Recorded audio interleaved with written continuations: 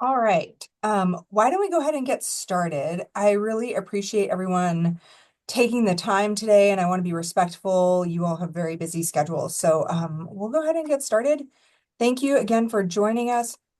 My name is Kelly Rodriguez, and I am the Assistant Dean for Academic Affairs at Seattle University School of Law. My contact information is there, but I will share it again at the end, so no need to scribble that down.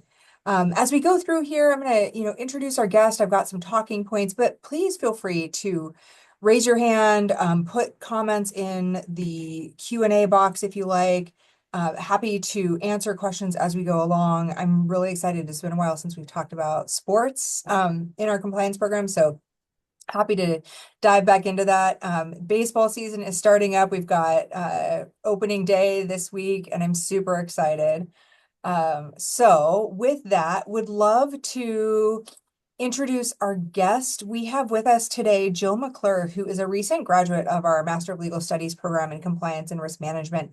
And I am not even going to try and do justice to like your story. You've got an amazing journey here, Jill. So if you could go ahead and take a minute and just introduce yourself real quick, I would love that. Sure, no problem, Kelly. Thank you so much for having me. My story is a little bit complicated.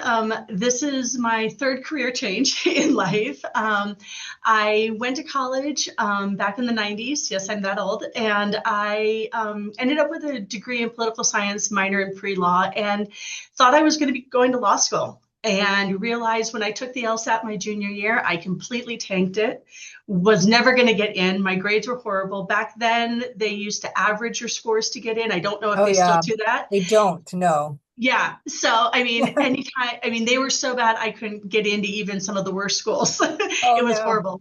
And so I ended up going to paralegal school and worked as a paralegal for 4 years for a small family owned law firm. And then decided, my partner and I, we decided we were going to have a family. And so I became the stay-at-home parent and raised two daughters. And then when my youngest was going back to all-day kindergarten, I went and worked at their school, which was a K-12 charter.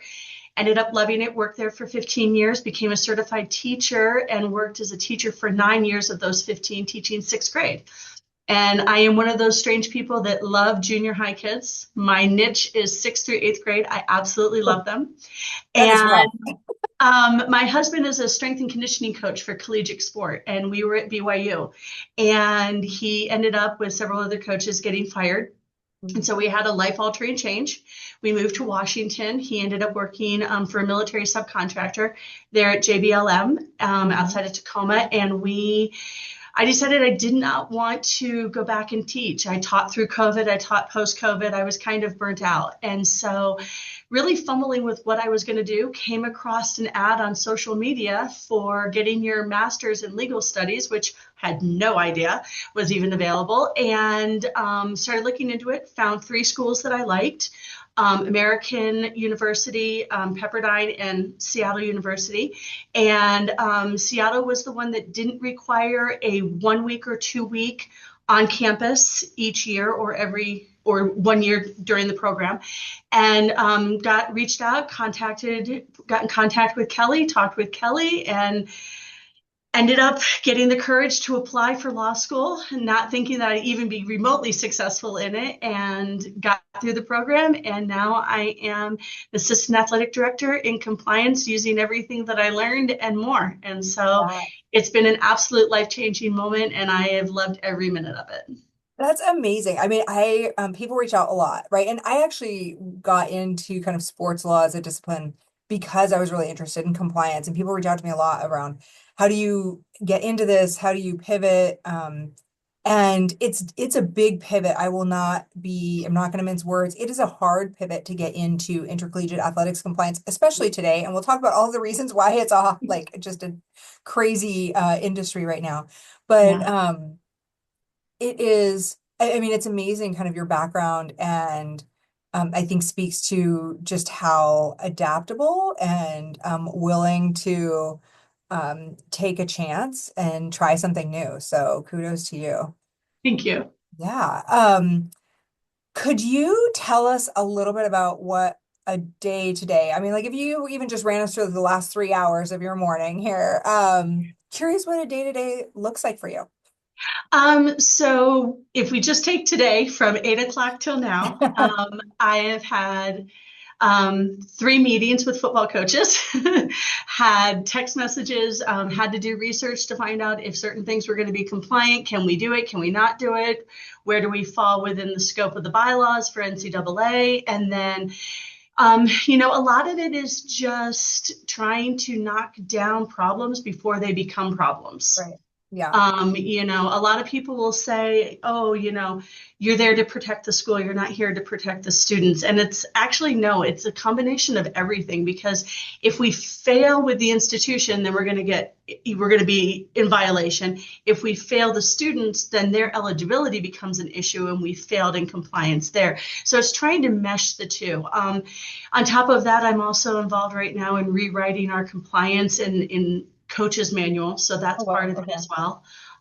So it's one of those, some days are like today, putting out a lot of fires, and other days are not quite as intense, but we are wrapping up towards the end of the semester in May. So, we start to hit those pivotal points. Yeah. Well, and you've got signing day coming up and all of the things. Yeah, that's Oh exciting. yeah, the portal, the portal. Yes.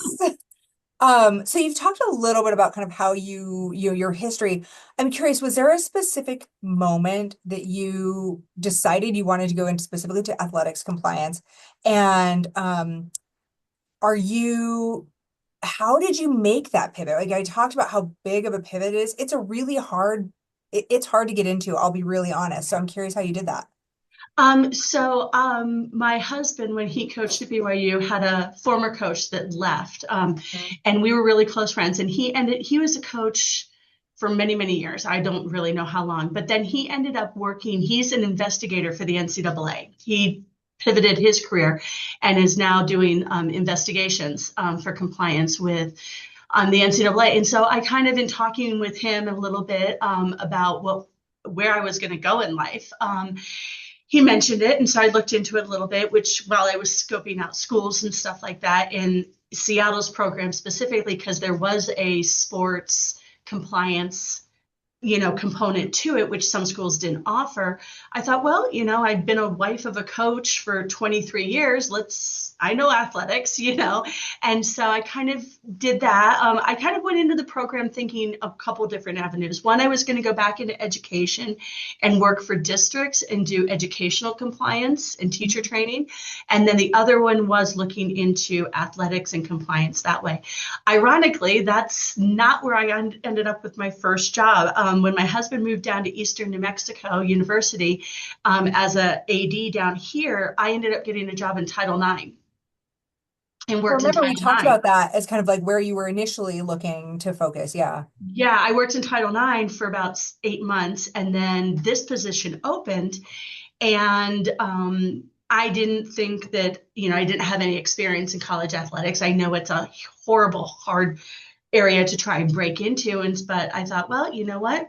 Let's just give it a shot, Yeah. and here I am. So, again, it's just one of those leaps. Just put yourself out there and give it a shot. You never know. Yeah, for sure. We actually had a question come in and you've answered it a little bit, but maybe I'll see if I can flesh it out a little bit more. Sure. So this person is working in regulatory compliance at a university and curious about how one might go about shifting from kind of the campus side to the athletic department. And my understanding, so correct me if I'm wrong, but my understanding in a lot of universities is that those two work really closely together. The athletics compliance team works very closely with kind of the general counsel and or the regulation side of the university. So it may not be as big of a shift as this individual might think it would be. Yeah, you do for sure. You need to work with everybody over in those big admissions, academic, administrative offices. It's a lot of, I wouldn't necessarily plan on a parallel move Mhm. in pay and things like that in title. Depending on the size of your institution is really going to depend on whether it is a parallel move or whether you're going to end up taking a cut in pay to get into athletics. Wow. If you're looking at a D1 school, especially if you're looking at Power Four conference schools, their compliance departments sometimes are 20 people deep. Yeah, for Um, sure. I'm in a very small D2 school, so Hmm. our compliance department consists of two of us. Hmm.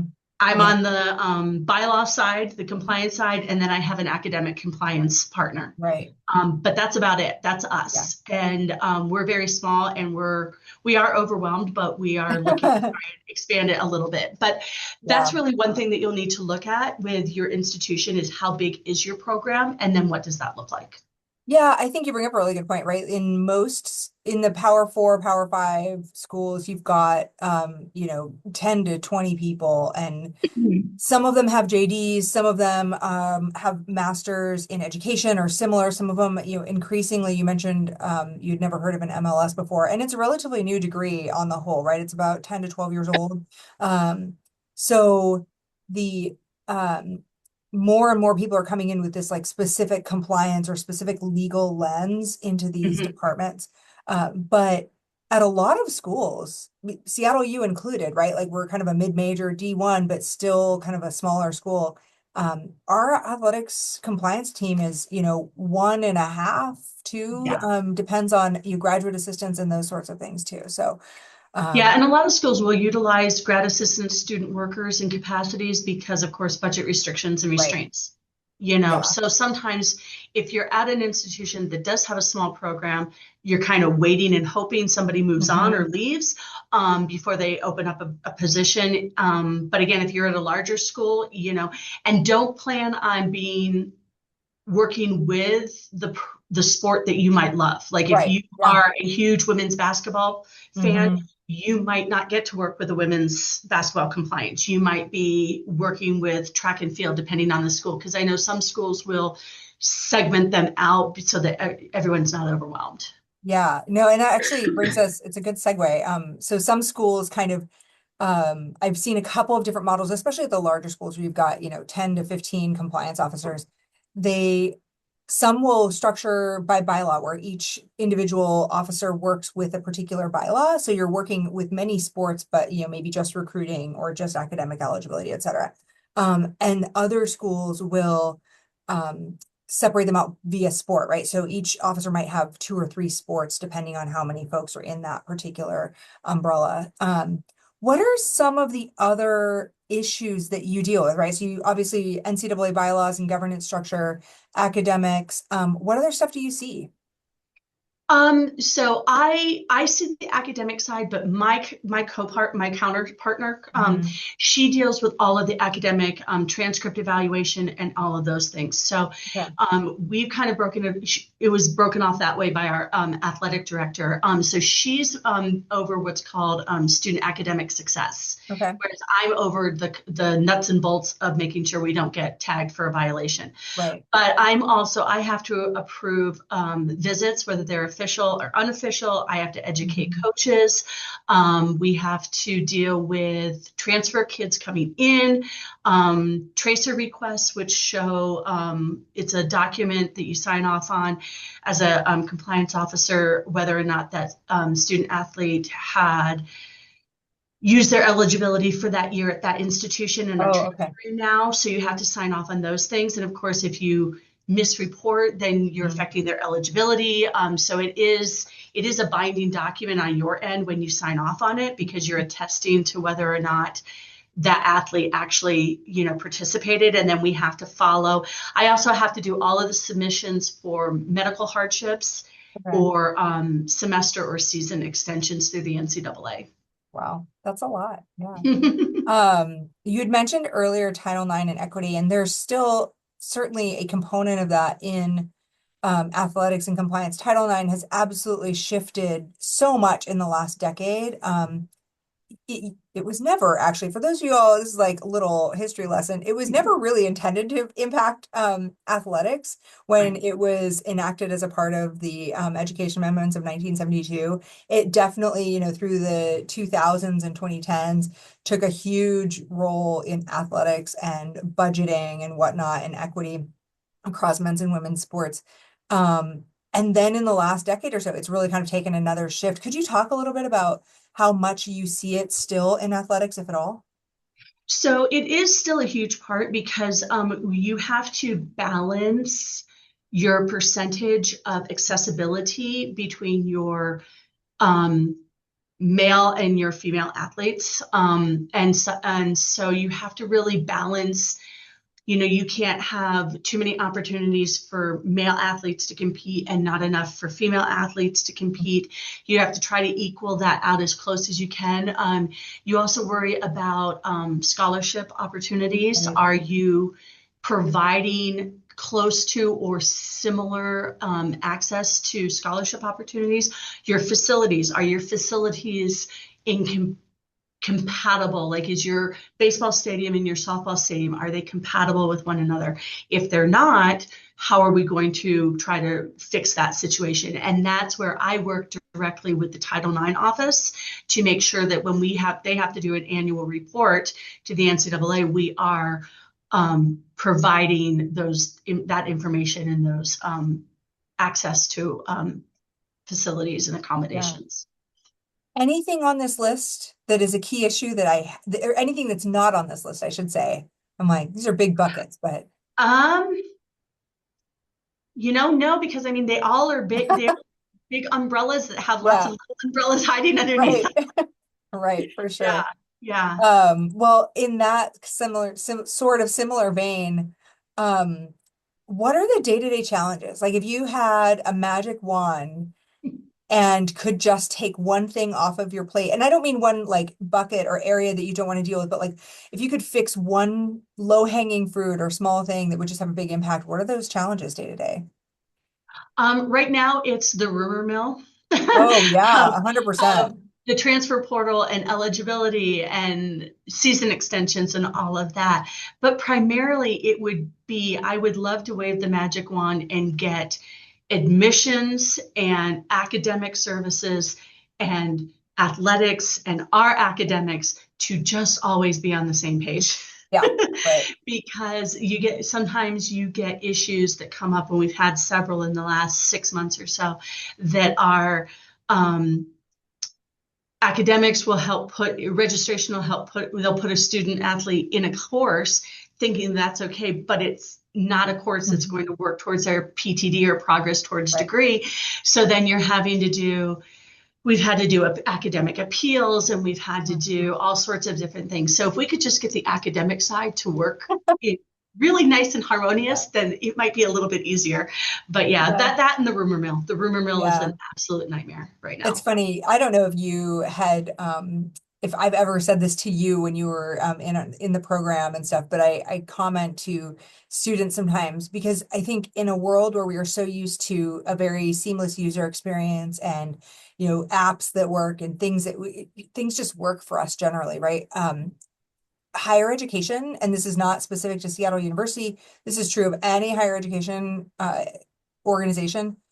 Higher education is still working on systems that were built in the 80s. And Mhm. I joke sometimes that things are literally held together by duct tape and spreadsheets, right? Like to track classes that a student should be in, how many credits, how many more credits do they need to graduate. You would think that we'd have a database that you could just pull that up. And the reality is often we don't. So, to go and try and collaborate and get admissions or the academic advisor kind of like on the same page, just to even make sure you're all looking at the same thing is a challenge. Yeah, 100%. And everything moves slow. Oh yeah. Everything moves slow.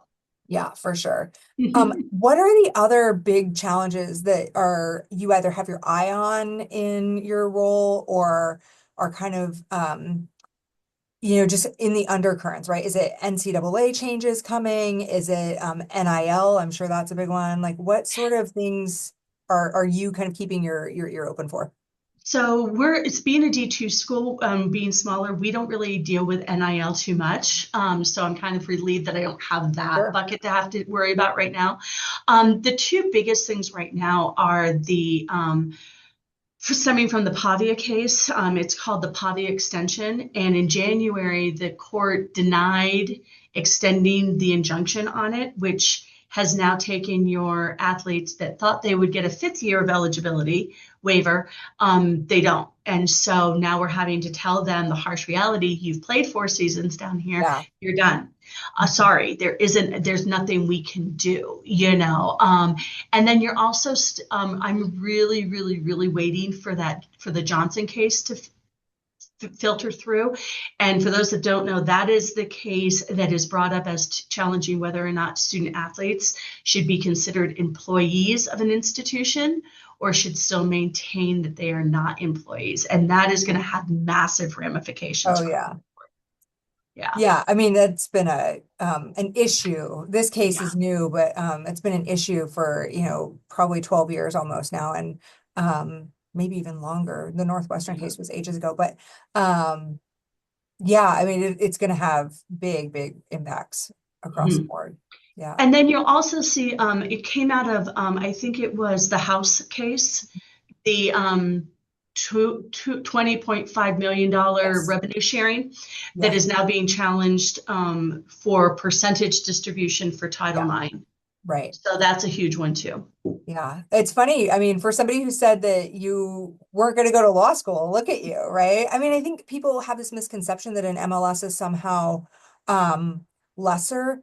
It is different for sure than a JD, but it is 100% law school and it is challenging in all of the same ways.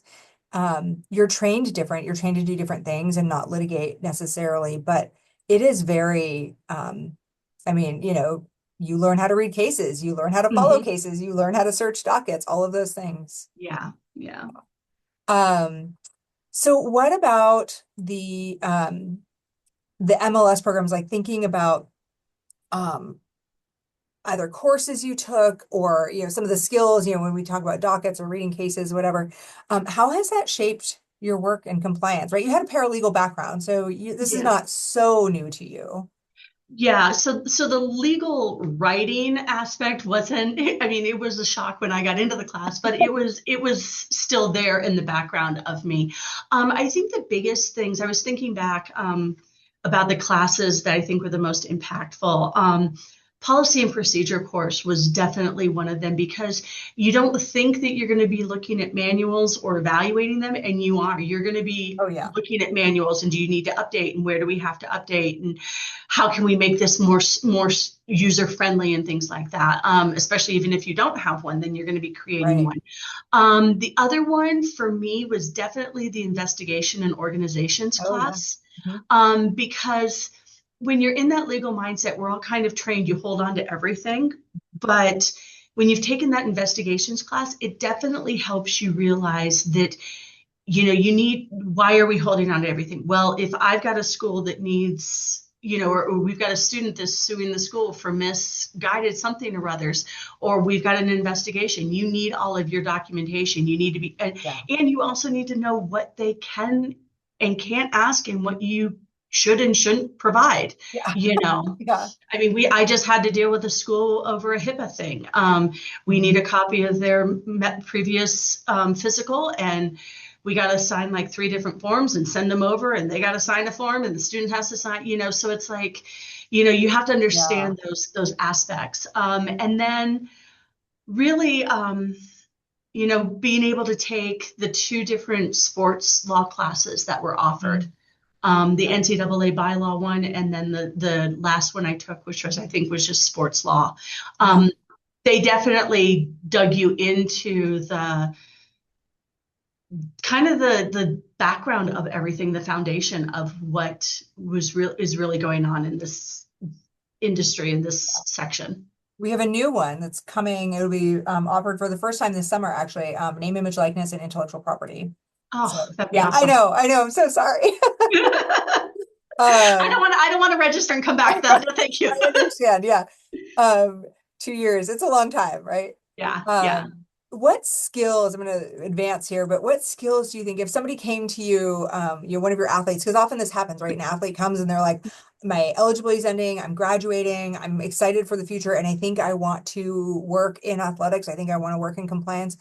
What would your advice be? What skills should they work on? Um, if I don't know if I want a JD or an MLS or if I want to be an agent, like what would you tell them? Um, First, I think they kind of need to decide. I mean, if they're kind of open and like, I don't know if I want to go be an agent or if I want to go do, be a recruiter or anything like this, definitely go towards your JD side of it because it's going to be much more versatile across the board. Um, agents tend, because you are dealing with contracts, you definitely want that JD side of it. Mhm. If you're like, hey, I love law, but I really don't know if I want to crank out 3 years at law school, an MLS would be perfect for you. What's really going to matter the most is you really need to look at yourself. Are you an organized person? Can you, and I hate the term multitask, but can you bounce from Right. one thing to the next? Yes. Because you really are going to be bouncing. You might Yes. be fixated on trying to solve a eligibility issue with regard to academics and credits, and then all of a sudden something else is going to come across the board that, hey, we've got a recruit that we want to bring in, and by the way, can we pay them mileage? Can we Yeah. reimburse their mileage to come down? Mhm. Those kinds of things. And you're like, doesn't come up often, but I got to dig in and I got to figure it out. Yeah. So you kind of have to be willing and able to bounce during your day. What you think your day is going to be might not be what your day turns out to be at all. And you're going to have to be willing to have those hard conversations. Like I said, I mean, Yeah. I've had to have a couple conversations with athletes that said, no, what you've been told is not correct. And no, you don't have any more eligibility. And that's really hard because for some of them, they're relying on scholarship money to be Yeah. able to attend school. So now their degree comes up in question. Are they going to be able to complete their degree? And, you're kind of like, I'm sorry, my hands are tied. I can't do anything. The courts, it's all up to the courts right now, and really just, you've got to be empathetic and sympathetic to what these athletes and these coaches are going through. And yes, you have to draw a hard line, but as we all know, there is that wiggle room on the line. Draw the line, but also know that, hey, you know what, we have a little bit of room before we're going to get in trouble. And it is okay if we nudge a little bit on it. It's not going to totally destroy the program. Yeah. I think I'm reminded sometimes that, our kind of tagline, if you will, is compliance with a conscience. And Yeah. that's, I think, where the conscience part comes in, right? It's like, how do you, when you have to deliver bad news, because that's just how things crumble sometimes, Hmm. how do you do that in a really compassionate way?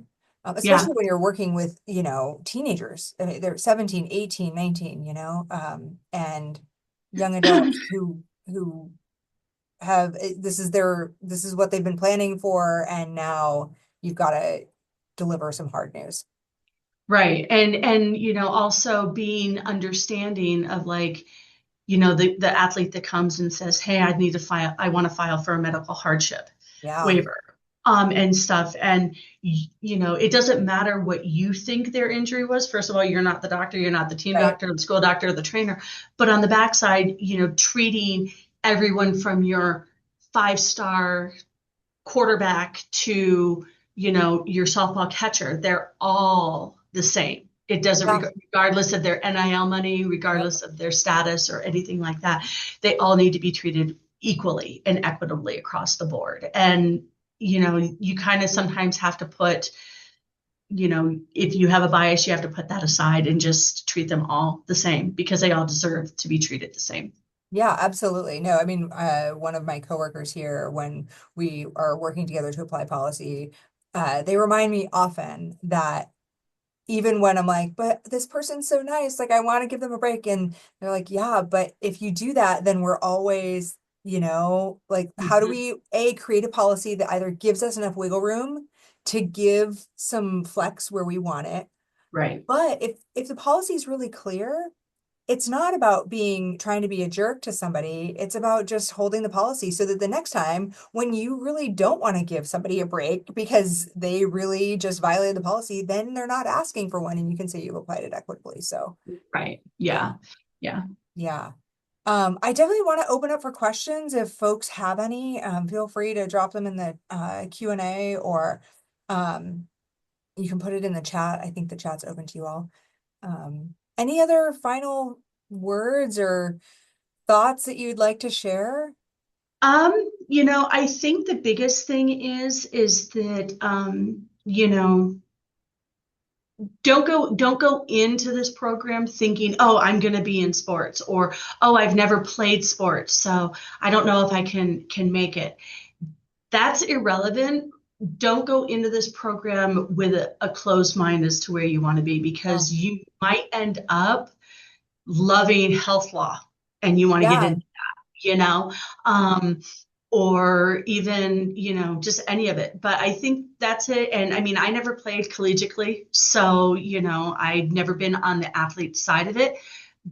But, I've known enough athletes and interacted enough that, I feel that I have a little bit of an understanding. Oh, And then the other thing is just really once you get through the program, you really need to just be open. One of the best websites for jobs I've ever found was higheredjobs.com. oh, cool. I love that. And you can put in your specifics. You can even be as, specific as 4 year or 2 year.